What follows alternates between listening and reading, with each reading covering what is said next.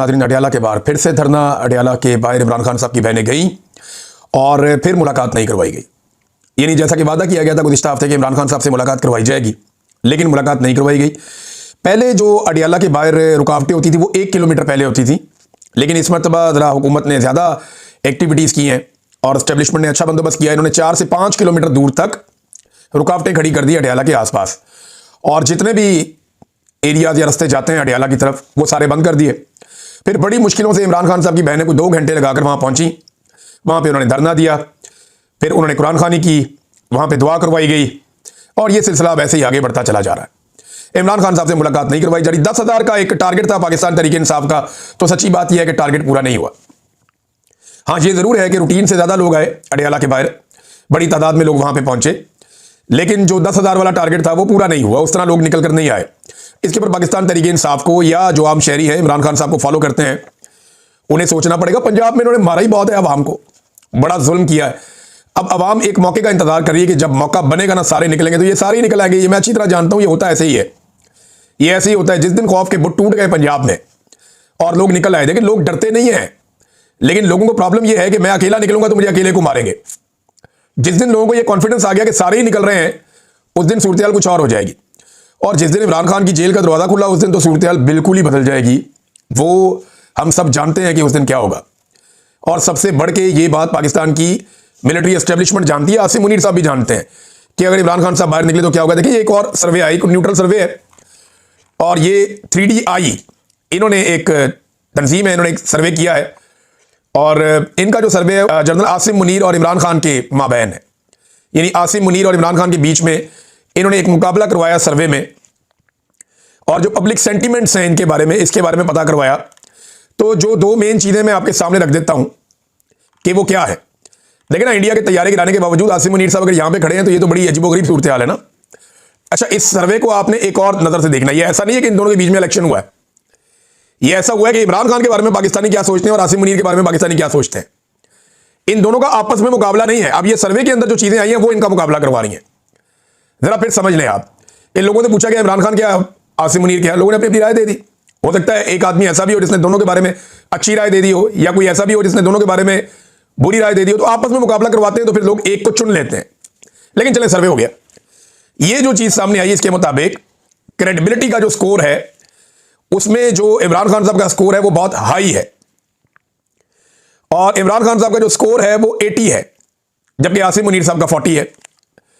दूसरा जो सेंटीमेंट्स हैं लोगों के, पॉजिटिव सेंटीमेंट्स, लोगों के मुस्बत जज्बात, इमरान खान के बारे में 60% है, और आसिम मुनीर के बारे में मनफी जज्बात वो 70% है।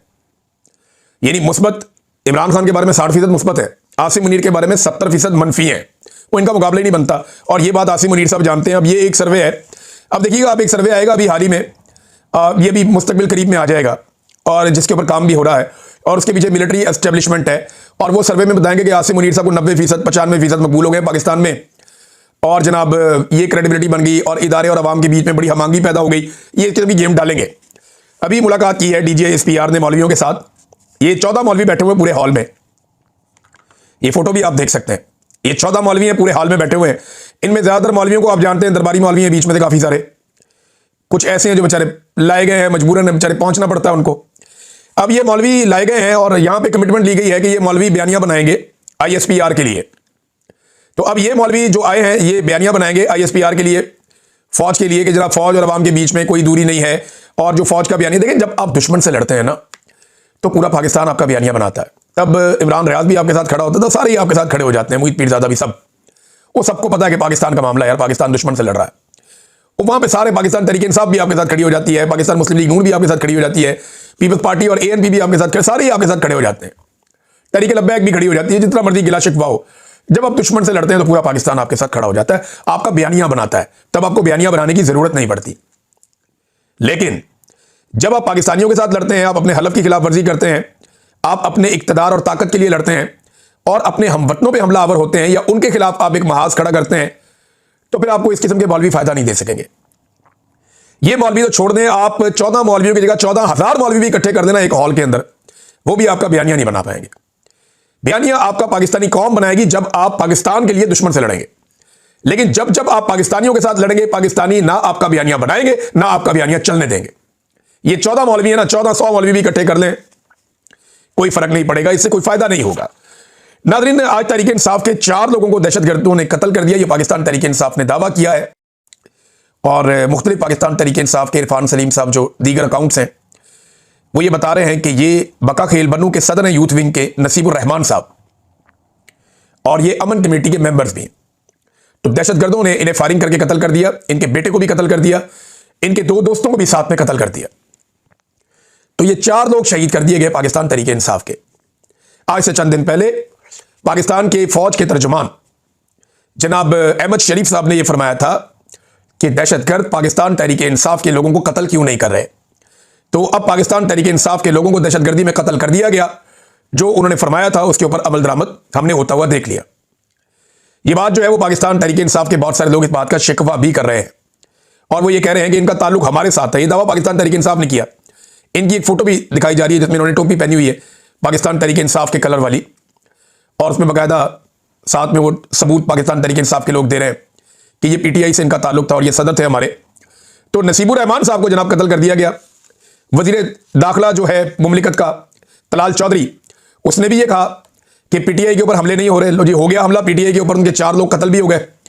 एक दिन पहले जो है वो खैबर पख्तूनख्वा में टांग के इलाके में 6 पुलिस एहलकारों को भी कत्ल किया गया, उनको शहीद किया गया। वो भी पश्तून थे, वो भी खैबर पख्तूनख्वा से थे, वो भी पाकिस्तानी थे, कि वो भी आपके ख्याल में दहशतगर्दों ने हमला नहीं किया। तो दहशतगर्द तो लगातार हमले कर रहे हैं। एक ही आदमी है नाज़रीन, कबायलियों के लिए आवाज उठाता था, कौमी सतह का आदमी जो है, कौमी सतह का एक ही आदमी, वो अडियाला जेल में बंद है और कबायली एक मरतबा फिर दरबदर है। तीरा के लोग लाइनों में लग लग कर बाहर आ रहे हैं। अब सूबाई हुकूमत ने कुछ कैंप लगा दिए हैं कि जिन लोगों को जबरी तौर पर उनके इलाकों से बेदखल किया जा रहा है, ऑपरेशन के नाम के ऊपर एक मरतबा फिर लोगों को उनके इलाके छोड़ने पर मजबूर किया जा रहा है। वो लोग अपने घर बार, अपनी जायदाद, अपनी जमीनें, अपने कारोबार सब कुछ छोड़ छाड़ कर बेयारो मददगार जिंदगी गुजार रहे हैं इन सर्दियों में। तो खैबर पख्तूनख्वा की हुकूमत उन्हें सहारा दे रही है कुछ हद तक, लेकिन ये लोगों को अपना घर बार बार छोड़ना क्यों पड़ता है? इस्लामाबाद के लोग तो अपने घरों में बैठे हैं, पंजाब के लोग तो अपने घरों में बैठे हैं, सिंध के लोग तो अपने घरों में बैठे हैं। तो इन कबायलियों को किस बात की सजा है? आपने पूरे बॉर्डर पे बाढ़ लगा दी है, दहशतगर्दों को लाकर आपने बसा दिया दोबारा पाकिस्तान के अंदर। जब आप दहशतगर्दों को लेकर आएंगे, उनको सेटल करेंगे, तो वो दहशतगर्दी करेंगे ना। तो ये पाकिस्तान की मिलिट्री एस्टेब्लिशमेंट का तोहफा है पाकिस्तानियों को कि पहले वो दहशतगर्द लेकर आते हैं, फिर वो दहशतगर्दी करवाते हैं, फिर उनके खिलाफ ऑपरेशन करते हैं, और इसके लिए मकामी लोगों को निकाला जाता है वहां से, और फिर वसाइल भी मकामी लोगों के बाद में लूट लिए जाते हैं। ये है टोटल कहानी। कबायलियों का कसूर इतना है कि वो ये समझते हैं कि ये लड़ाई दहशतगर्दी के खिलाफ नहीं है, ये लड़ाई उनके वसाइल पर कब्जे की लड़ाई है, और कब्जे के लिए ये लड़ाई हो रही है, इसके अलावा कुछ भी नहीं है।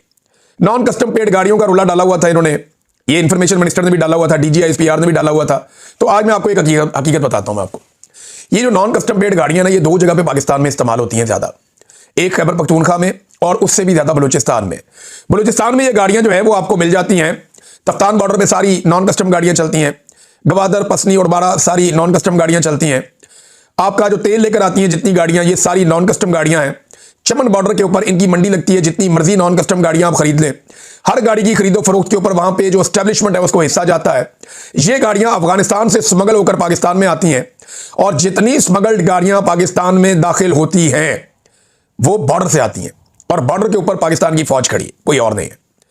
ये बॉर्डर से ही आ रही है ना गाड़ियां, कहीं आसमान से तो नहीं गिर रही, कोई जमीन के अंदर से सुरंगें तो नहीं है जहां से निकल रही हैं। ये जितनी भी नॉन कस्टम गाड़ियां आ रही हैं बलूचिस्तान में, ये सारी बॉर्डर से आ रही हैं, और जितनी भी गाड़ियां आ रही हैं खैबर पख्तूनख्वा में, ये सारी गाड़ियां बॉर्डर से आ रही हैं। अब इन 2 जगह के ऊपर हुकूमत ने खुद ये मुआहदा कर रखा है कि यहां पे इन इलाकों में आप नॉन कस्टम गाड़ियां चला सकते हैं, क्योंकि वहां पे जब पाकिस्तान बना था तो इन्होंने मुआहदा किया था कि आपको टैक्स नहीं लगेगा। तो कस्टम जो है वो एक तरह का टैक्स है, तो वो उन इलाकों में नॉन कस्टम गाड़ियां चलाते हैं, जैसे स्वात में चलाते हैं, मालाकंड के इलाकों में, या उससे ऊपर गिलगित बल्तिस्तान में चलती हैं, बाद चित्राल में कुछ इलाके वहां चलती हैं। तो ये नॉन कस्टम गाड़ियां चलती हैं। इसी तरह बलूचिस्तान में बेशुमार इलाके जहां पे चलती हैं। इन नॉन कस्टम गाड़ियों को मेन रोड से गुजार के इन इलाकों तक कौन ले जाता है, यह है सवाल। और ये बॉर्डर कैसे क्रॉस करती हैं, यह है सवाल। इसका जवाब आज तक किसी ने दिया नहीं। भाई ऐसा तो नहीं है नॉन कस्टम गाड़ियां वहीं पे बन रही हैं, टोयोटा भी, मर्सिडीज भी, लैंड क्रूजर भी, ये बड़ी बड़ी गाड़ियां जो हैं, ये सारी निसान की गाड़ियां, ये सारी उधर ही बन रही हैं, खैबर पख्तूनख्वा में खुद बना रहे हैं वो नॉन कस्टम गाड़ियां। भाई बॉर्डर से आ रही है, बॉर्डर पे कौन खड़ा है? फौज खड़ी है। ईरान का तेल स्मगल होकर कहां से आ रहा है? बॉर्डर से आ रहा है। बॉर्डर पे कौन खड़ा है? फौज खड़ी है। तो फिर आप पाकिस्तानियों को, जो पाकिस्तान के अंदर रहते हैं, या उन हुकूमतों को जो पाकिस्तान के अंदर डील करती हैं, उनको जिम्मेदार कैसे करार दे सकते हैं? आपको बॉर्डर पे रोकनी पड़ेगी स्मगलिंग। इस्लामाबाद के अंदर एक सवाल किया गया वजीर इत्तलात से, जब वो ये बात कर रहा था, उससे पूछा गया कि जनाब इस्लामाबाद में एक जज के बेटे ने नॉन कस्टम गाड़ी से 2 बच्चियों को कुचल के कत्ल कर दिया, उसका पता है आपको? कहते जी मुझे नहीं पता, मामला अदालत में। मामला अदालत में नहीं है, बच्चा अपने घर में है बाइज्जत बरी होके, और जज की नौकरी पक्की कर दी गई है।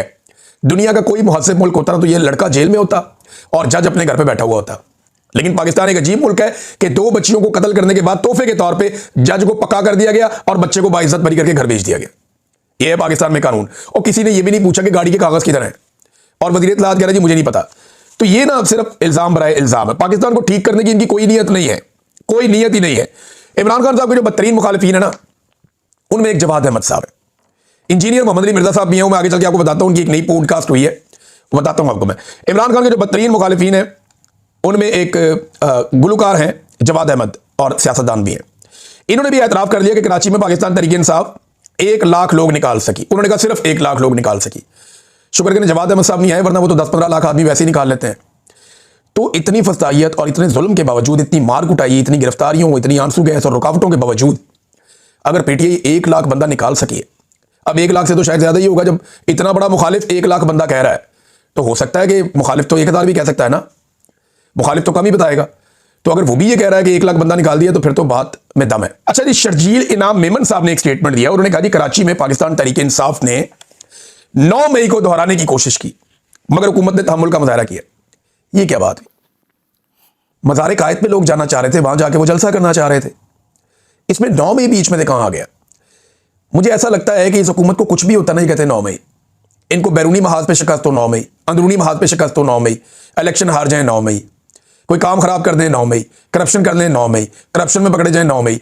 इनकी गर्दान ही 9 मई की है। इनको पता है कि हम जब भी फंसे, जहां भी फंसे, हम फौरन 9 मई की गर्दान करेंगे तो हमें बूटों वाले आ जाएंगे रेस्क्यू करने के लिए। तो बस 9 मई हर जगह पे ये डाल देते हैं, बिला वजह 9 मई हर चीज में डाल देते हैं। नाज़रीन, अता तारड़ की बात हो रही थी तो उन्होंने एक स्टेटमेंट दिया कि पाकिस्तान का पासपोर्ट बहुत ताकतवर हो गया, बड़ा स्ट्रांग, और दुनिया भर के इमिग्रेशन काउंटर पर हमें कदर की निगाह से देखा जाता है। तो मैं सिर्फ ये बता दूं, ये नया डेटा आया हुआ है। ये डेटा ये बता रहा है कि पाकिस्तान जो है वो इस वक्त दुनिया के बदतरीन पासपोर्ट्स की लिस्ट के अंदर शामिल है, कमजोर तरीन। यानी एक अफगानिस्तान है, एक इराक है, एक शाम है, और फिर पाकिस्तान है। यानी यमन और पाकिस्तान एक ही कैटेगरी में।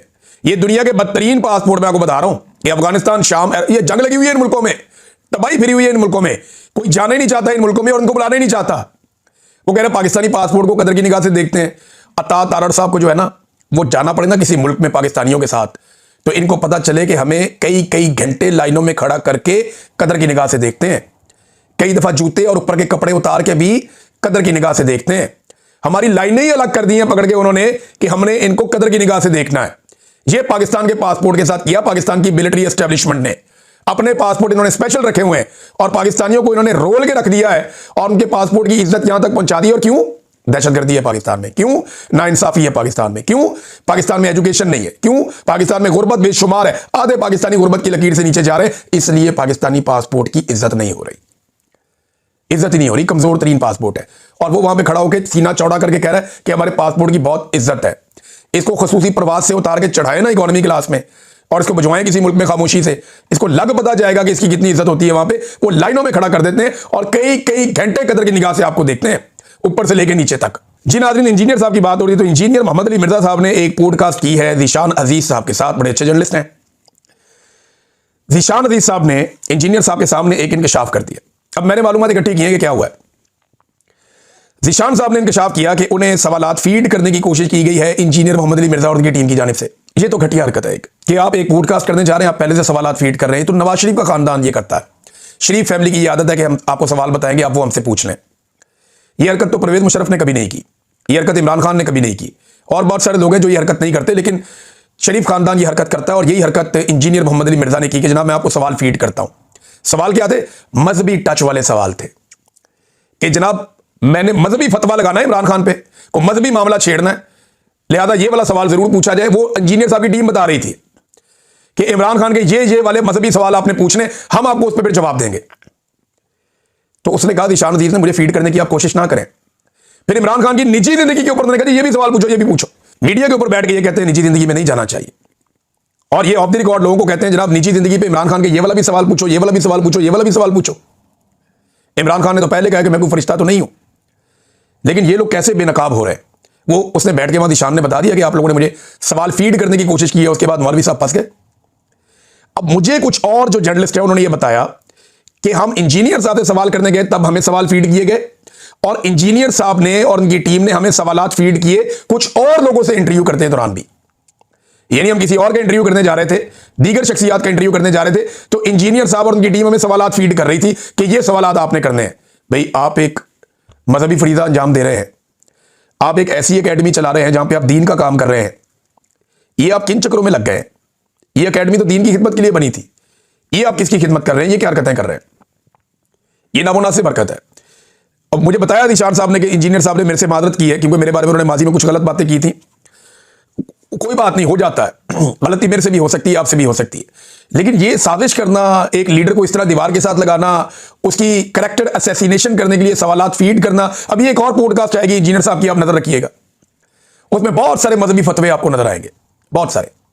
ये मैं आपको पहले बता रहा हूं, ये बहुत सारे मजहबी टाइप के फतवे आपको नजर आना शुरू हो जाएंगे। इंजीनियर साहब की एक और पॉडकास्ट भी आ रही है। अब वो सवालात किसने फीड किए? भाई फीड करने की आदत तो इंजीनियर साहब और उनकी टीम को है। तो जब इंजीनियर साहब और उनकी टीम जो है वो जिशान अजीज जैसे सहाफी को सवालात फीड करने की कोशिश करेंगे, तो वो जो फतवों वाला एक पूरा का पूरा आ रहा है चैप्टर, उसमें उन्होंने फीड नहीं किए होंगे। मेरा सवाल है, मैं कोई एलिगेशन नहीं लगा रहा। और दूसरा ये है कि इंजीनियर साहब ने कहा जी पंजाब में किसी किस्म का कोई वो नहीं हो रहा, हालात बहुत बेहतर हो गए हैं, पंजाब में कई माह से कोई ज्यादती या बदफेली का वाकया नहीं हुआ। ये सब कुछ मुमकिन हुआ एक औरत वज़ीर आला की वजह से, जिसने सीसीडी बनाई और कानून पर अमल दरामद करवाया। सीसीडी ने कोई 2000 बंदा मार दिया है मावराए अदालत। इंजीनियर साहब, ये बंदों का कत्ल इस औरत के सर पे है और इसकी बनाई हुई सीसीडी के सर पे। तो ये बोझ अब आप अपने सर पे ना उठाएं, बड़ी मेहरबानी आपकी हम कदर करते हैं, लेकिन ये हरकतें तो ना करें आप। ये डाटा देख ले, आपको मैं बता देता हूं पंजाब के अंदर क्या सूरत हाल है। जराइम के जो वाकयात हैं 2025 के सिर्फ आप ले लें, कत्ल 4000, अगवा 27000, अगवा बराए तवान 80, जिनसी ज्यादती 4000, इज्तमाई ज्यादती 13000, डकैती 60000, कार चोरी 12000, मोटरसाइकिल चोरी 76000, मवेशी चोरी 22000। ये इंजीनियर साहब वो डाटा जो पुलिस ने रजिस्टर्ड किया हुआ है रिकॉर्ड के मुताबिक। आप कह रहे हैं एक भी वाकया नहीं हुआ। इंजीनियर साहब गेम चुको, बिल्कुल चुको। खुशामद करें शरीफ खानदान की, लेकिन इस तरीके से करें कि आप एक्सपोज ना हो जाएं। आप दीन का काम करते थे, किस तरफ चल पड़े, मुझे बड़ी अफसोस और बड़ी तकलीफ हो रही है। नाज़रीन, ये एक अरशद शरीफ साहब का हमारा एक केस है और वो दोबारा आईनी अदालत में लग रहा है। मुझे समझ नहीं आती ये आईनी मसला कब से हो गया। शहीद अरशद शरीफ को कत्ल किया गया, उनकी वालदा ने 7 अफसरान के खिलाफ दरखास्त दी, जिनमें से 3 रिटायर हो गए हैं, 4 मौजूद हैं। आज तक FIR दर्ज नहीं हुई। ये फौजदारी मामला है, इसको उठा के आईनी अदालत में क्यों लेकर चले गए कि ये कोई आईनी मसला है? तो पाकिस्तान के सहाफियों को इस पर आवाज उठानी चाहिए। मुझे ऐसा लगता है कि आईनी अदालत में क्योंकि कंट्रोल बहुत अच्छा है पाकिस्तान की मिलिट्री एस्टेब्लिशमेंट का, तो यह बहुत मुमकिन है कि आईनी अदालत के जरिए से इस मामले को हमेशा के लिए दबाने की कोशिश की जाए। नाज़रीन, अब तक के लिए इतना ही। अपना ख्याल रखिएगा, अपने चैनल का भी। अल्लाह हाफ़िज़।